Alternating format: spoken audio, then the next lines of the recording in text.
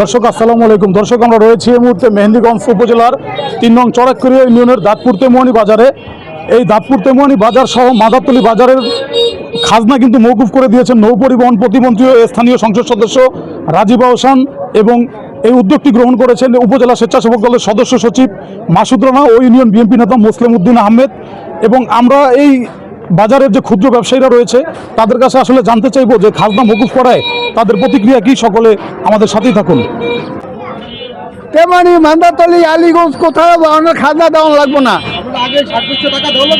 আরে হাট বেশি দিয়েছি 40 টাকা 50 টাকা কেন হাইটটিও নিছে, যদি যেদিনকে দুটো বেশি আনছি এদিনকে হাইটটিও নিছে। আলহামদুলিল্লাহ। আগে সরিভর্তি ভাই 100 টাকা 70 টাকা 60 টাকা করে দিছি।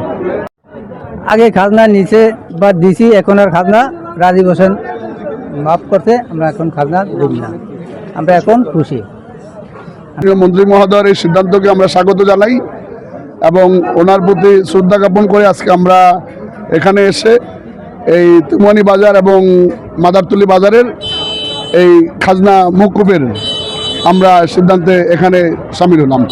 প্রজাতন্ত্রী বাংলাদেশ সরকারের মাননীয় নৌ পরিবহন ও সেতু মন্ত্রণালয়ের মাননীয় প্রতিমন্ত্রী হিজলা মেহেন্দিগঞ্জ কাজিরহাট থেকে নির্বাচিত সংসদ সদস্য, জাতীয়তাবাদী স্বেচ্ছাসেবক দল কেন্দ্রীয় কমিটির সাধারণ সম্পাদক, আমার সাংগঠনিক অভিভাবক জননন্দিত জননেতা জনাব রাজীব আহসানের নির্দেশে এই তেমুয়ানি বাজার ও মান্দাতলী বাজার চরিকপুরে ইউনিয়নের আওতাধীন সাধারণ মানুষের, খেটে খাওয়া মানুষের কথা বিবেচনা করে, ব্যবসায়ীদের কথা বিবেচনা করে, যারা বাজারে একটু মাছ নিয়ে আসে, তরিতরকারি নিয়ে আসে, এক হালি ডিম নিয়ে আসে, এক হালি বোম্বাই মরিচ নিয়ে আসে, এটা তার দৃষ্টিগোচর হয়। ইতিমধ্যে আপনারা জেনেছেন মেহেন্দিগঞ্জ উপজেলা এবং হিজলা উপজেলার একাধিক বাজারের তিনি খাজনা মওকুফ করে দিয়েছেন।